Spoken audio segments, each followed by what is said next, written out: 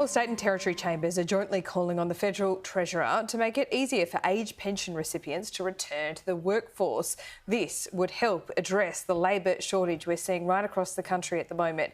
Businesses would benefit from the skills and experience of older Australians, but have little incentive to work given current restrictions on pension payments and reductions. Joining me live is the CEO of the Australian Chamber of Commerce and Industry, Andrew McKellar, and he's here in the studio. COVID safe, of course. Absolutely. Now, older people getting back to work, those on the age pension, are you trying to take my nanny away from me?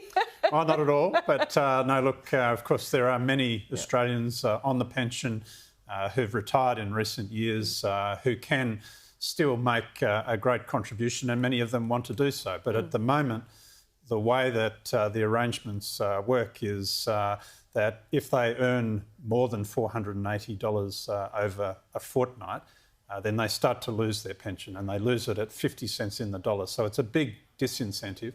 What we're urging the government to think about here is to increase the threshold to allow them to earn more, to work maybe 2 or 3 days a week.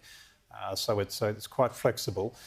This would make a huge difference in an environment where business is struggling with one of the most pressing shortages of labour that we've had in the past 2 decades. What kind of jobs do you have in mind? Oh, look, really, I think there's a great variety here. But so, I mean, people will have skills. These people, of course, have been in the workforce for 30, 40 years plus, so they have great experience, great skills already. But there are many sectors. I mean, just to pick one sector, for example, tourism and hospitality. They've lost over 300,000 people from that workforce in the past year. Right now, there are about 100,000 job vacancies in that sector alone being advertised, which can't be filled.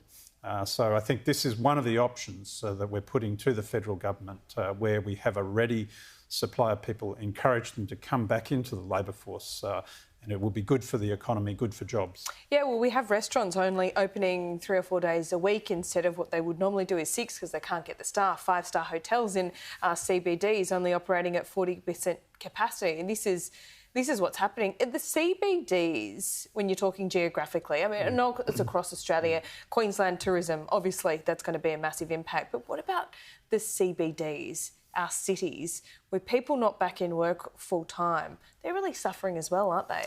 Oh, absolutely. I mean, for sure, we're seeing that's the case right around the country, and particularly in those states where we've had lockdowns, to get people back into the offices. And I think this is where government departments, for example, particularly the state governments, where they have some of their major departments in those city areas, to bring their office workers back in as progressively as they can.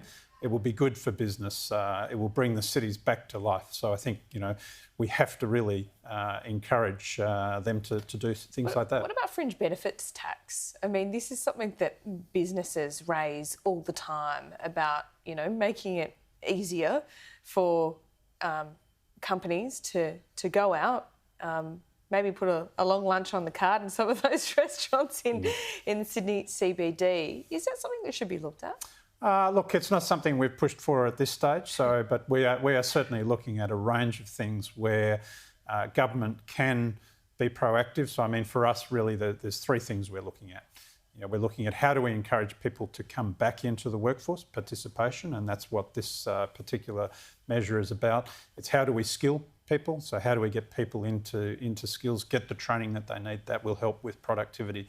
And the other thing we're looking at, which is not far away, is that's to start bringing migrants back into the country. That's right. I was going to ask you about that, because there's a 2-week pause. We're at that halfway mark. A great indication from the Prime Minister this morning that the 2-week pause will be just that migrants and international students will be coming back on the 15th of December. But in terms of planning and rebooking flights and, rearranging your lives, we're talking about 200,000 people that want to come back in immediately. When do they need to know? I mean, good signals, but there needs to be confirmation soon, doesn't there? Well, absolutely. I mean, of course, it was very disruptive for those people, many of them who were booked, were starting their travel in a lot of cases. Look, we understood what the government had to do there. We think it was prudent, but all the signs are positive, and we need to get international students coming back in. We need to get some of those skilled migrants coming back in, and eventually we need to have tourists and business visitors coming in. So if we can get that happening on the 15th of December, it'll be absolutely a step in the right direction.